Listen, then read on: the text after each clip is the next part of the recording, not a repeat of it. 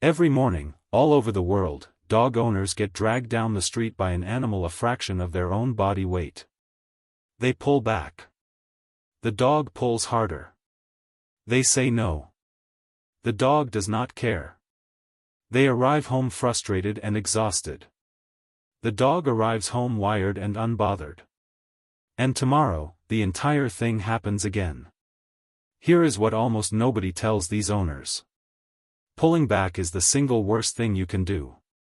And the method that actually fixes leash pulling, permanently, runs completely against every instinct your body has in that moment. Before any of the practical steps make sense, you need to understand one foundational thing.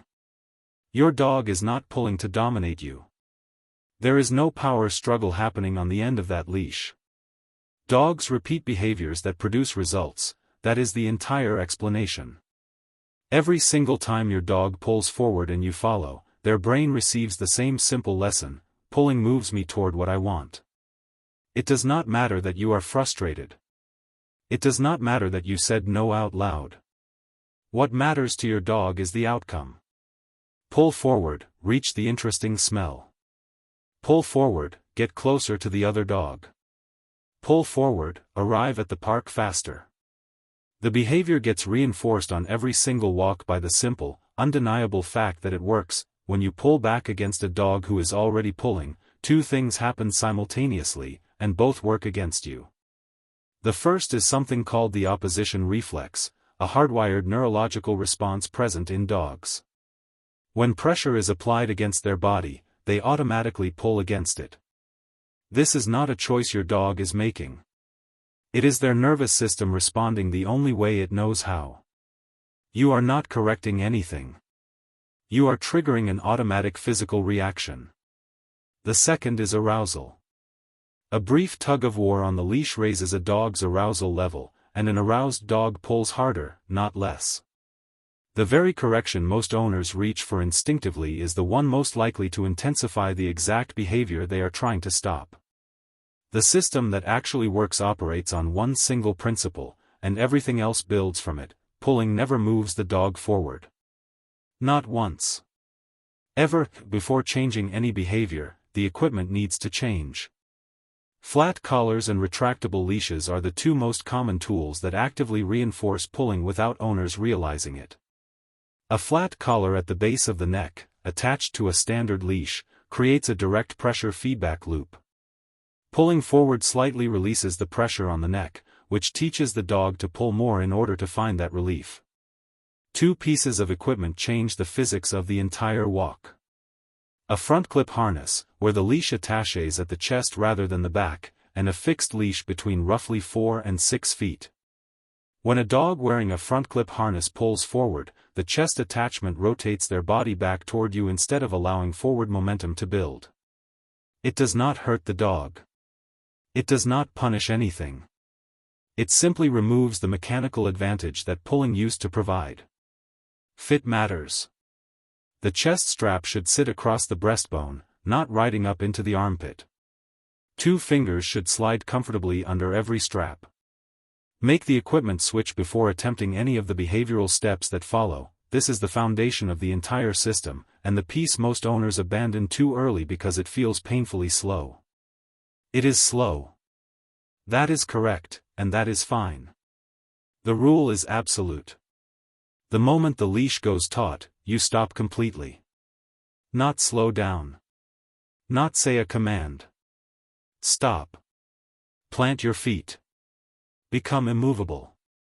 You do not pull back. You do not speak. You simply wait. Your dog will likely continue pulling for a period. Some dogs pull hard for 30 seconds. Some for 2 minutes. You do not move. You do not engage. The instant the leash goes even slightly slack, the moment your dog turns their head, shifts their weight back, or takes a single step toward you, mark that moment clearly and take 2 or 3 quick steps forward as the reward. Forward movement is what your dog wants. Forward movement is now only available through loose leash behavior, never through pulling. You will stop frequently on the first walk using this method. You might cover a fraction of your usual distance in the same amount of time. That is the system working correctly. You are fundamentally restructuring what pulling produces. Expect the first several walks to feel unproductive. They are not. Research into leash training methods has found that dogs trained using consistent no-forward movement protocols showed significantly greater reduction in leash tension within a small number of sessions compared to dogs trained with collar corrections, and that the improvement held up far better weeks later. Once stop and stand is consistent, meaning your dog offers a loose leash within a few seconds of you stopping, you add the next layer. The moment the leash goes taut, instead of stopping dead, you turn and walk in the opposite direction. No warning. No command. You simply pivot and move. Your dog, attached to the leash, has exactly two options: follow you, or hit the end of the lead. They will follow, because following is the only way to keep moving. Mark that moment and continue. This step does something stop and stand alone does not. It makes you the single most unpredictable and interesting element of the entire walk. A dog who never knows which direction you might choose next cannot afford to stop paying attention to you. And attention is the foundation everything else is built on. This technique is particularly useful in the first portion of every walk, when arousal is highest and focus is lowest. Some owners use the first 5 minutes of every single walk purely as change of direction practice before attempting to walk in a consistent direction at all. This is the step most owners skip entirely. They focus on eliminating the pulling and forget to actively build the behavior they actually want. A dog who is not pulling is not automatically a dog who understands what is expected of them. The position you are building toward is called loose leash walking. Your dog does not need a formal heel. They do not need to be glued to your leg. The only requirement is that the leash hangs in a relaxed, loose curve between the two of you. Every 30 to 40 seconds of maintained loose leash, mark the moment and deliver a small reward. You do not need to stop walking or make a production of it. Simply mark it, drop the treat beside your dog without breaking stride, and continue. As the behavior becomes more reliable, gradually extend the gap between rewards, every 60 seconds, then 90, then a variable schedule that sometimes rewards quickly and sometimes takes longer. This variable pattern is the strongest reinforcement schedule for maintaining behavior over the long term. In high-distraction environments, never drop to zero reinforcement entirely, always carry something with you. Another dog appears. Your dog surges forward. The leash goes taut and your instinct is to freeze because you do not want a scene. Stop anyway.